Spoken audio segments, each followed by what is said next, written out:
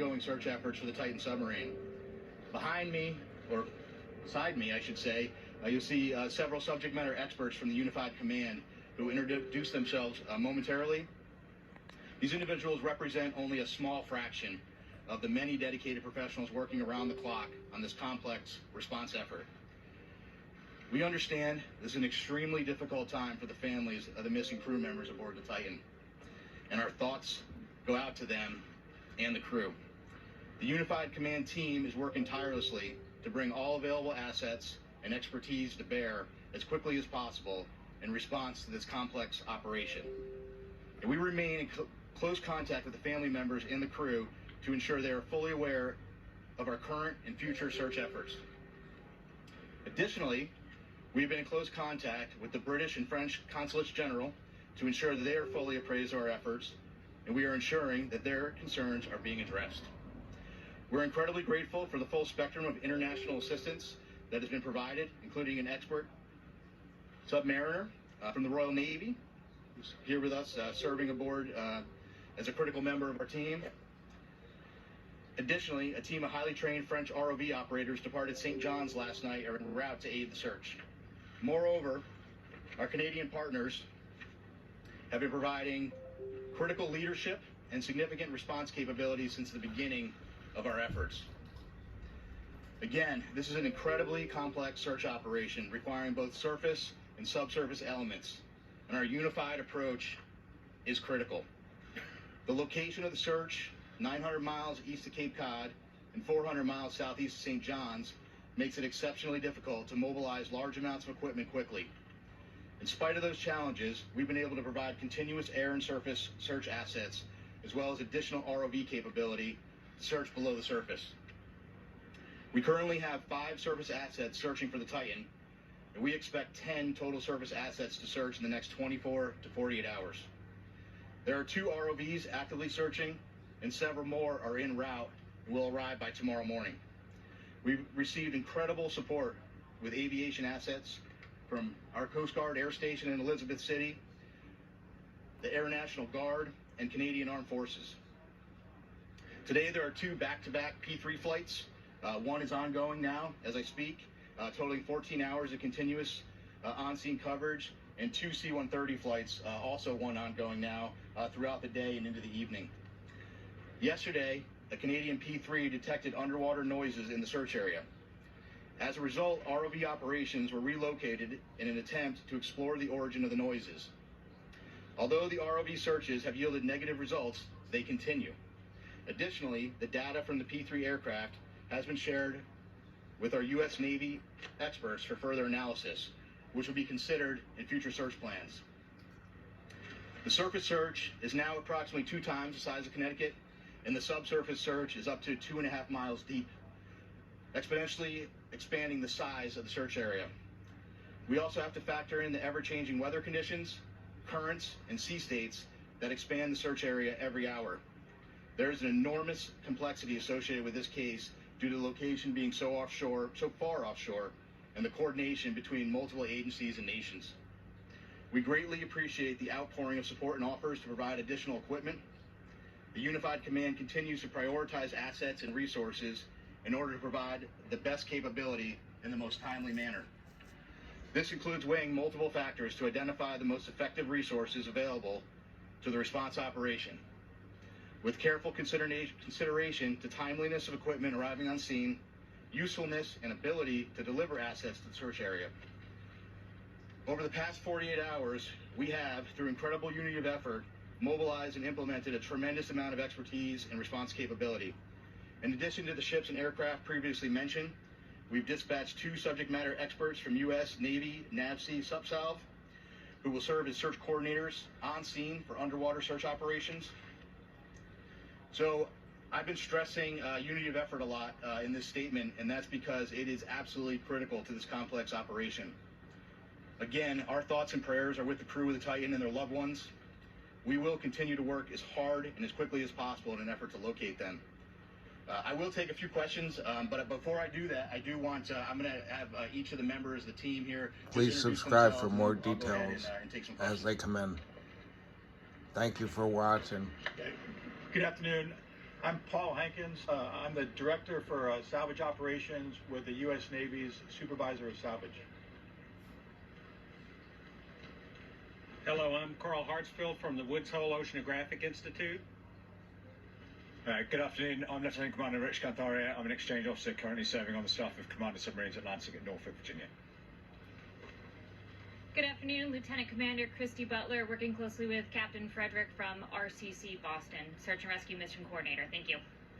Captain, what can you tell us about the noises that were heard? Can you give us any more detail? And just to follow up, what you've gathered so far, based on those noises, should that give the families... Let's continue to pray that they find these should that give them some reason to hope? explorers. So a couple things. One, I think when you're in the middle of a search and rescue case, you always have hope. That's why we're doing what we do. We have a glimmer of hope with respect with to the noises noises heard. specifically, we don't know what they are, to be frank with you. The P3 detected noises. That's why they're up there. That's why they're doing what they're doing. That's why they put sonar buoys in the water. The good news is, what I can tell you is we're searching in the area where the noises were detected, and we'll continue to do so. And we hope that when we're able to get additional ROVs, which will be there in the morning, the intent will be to continue to search in those areas where the noises were detected, and if they're continuing to be detected, and then put additional ROVs down in the last known position where the search was originally taking place. Captain, is it true that these noises were coming at regular 30-minute intervals as reported? I hadn't heard 30-minute intervals. So here's what I can tell you. I am not a trained ear for underwater aquatics. That's why we have a team of experts that are analyzing that data. That data was sent immediately to the Navy last night, and it was analyzed overnight. They're still looking at it, but I can tell you that it's inconclusive. But again, I think the important piece is we're searching in the area where the noises were detected. Can you talk about a timeline? Can you talk about what timeline you're working on in conjunction with the teams that are there? It's a timeline in what respect? How much oxygen they have left on? Oh, okay. Well, in terms of, so we talked about the oxygen number. I think you're all tracking the oxygen number. I think there's an important point with that, though. The oxygen, that's just one piece of data, right? There are a lot of pieces of data that we need to consider, and we're continuously looking at that, and we'll continuously do that throughout the search. But that's not the only thing that's important, right? And right now our efforts are solely focused on the search.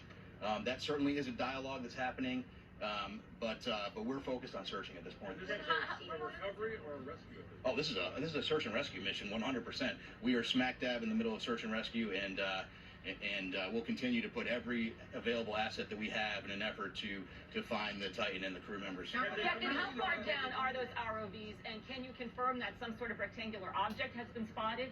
There was some sort of report about that, I don't know. So a couple things. So the ROVs, each ROV brings different capability. The ROVs that are diving today, what's the depth on the 4,000? Yeah, 4,000 meters. And some additional ROVs that'll be arriving tomorrow. 12,500 feet below the surface. With respect to an object, so yesterday they have less than 20 hours of oxygen remaining. I'll tell you this: in search and rescue missions, when aircraft are flying continuously, there is stuff out in the ocean that is floating. We went back, we looked at it.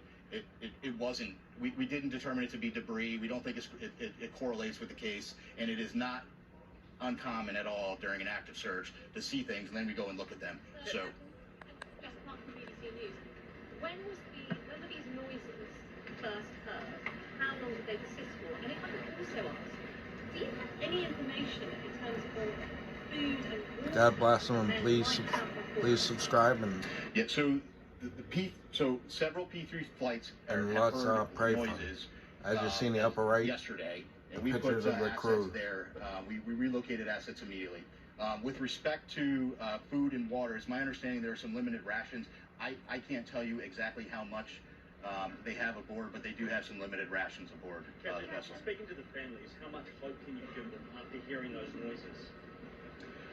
Listen, I think you need to be careful. We need to have hope, right?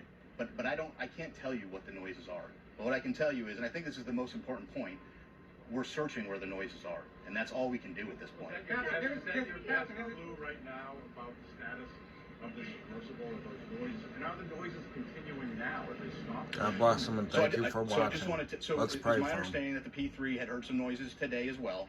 But so I do want to take just an opportunity to See you next to time invite, on Carl, more to updates. the podium just to talk a little bit about. He has a little bit more expertise in underwater acoustics, and maybe just to speak to that in general, because again, you know, there are noises below the surface of the ocean, so I'll just turn it to Carl. Carl, yes, CarlHartsfield.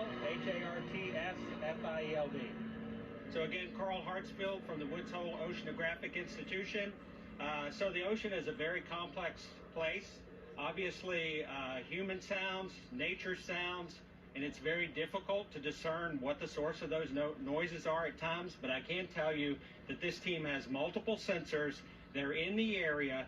They're sending data back expeditiously to the best in the world people to analyze that data, and then they're feeding the results of that analysis back to the unified team, and they're making decisions. So Woods Hole is here in an advisory role, but by our expertise, what I see is a very tight operational loop that's making decisions based on data, and nothing is ruled out. Thank you for watching, and please subscribe. Are they still continuing on a regular basis? God There bless. have been multiple reports of noises, and every one of those noises is being analyzed, tracked, looked for patterns, and reported upon.